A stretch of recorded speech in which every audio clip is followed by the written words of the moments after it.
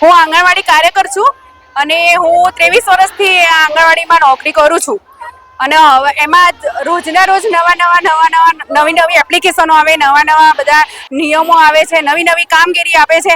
તો એ આંગણવાડી કાર્યકર અત્યારે 5 ને 7 ભણેલા છે, એમને આ બધી આંગણવાડીની કામગીરી ના આવડે.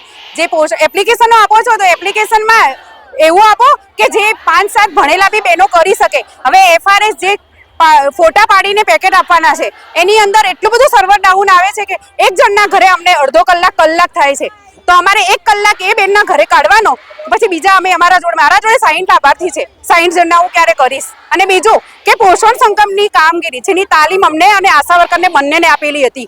તો એ વખતે અમને એમ કીધું હતું કે તમારે આંગણવાડી, ICDS અને આરોગ્યવાળાને બંનેને સંકલન કરીને કામગીરી કરવાની છે. તો આરોગ્યવાળા તો કોઈ આવતા જ નથી આશા વર્કર આવતી આંગણવાડીમાં.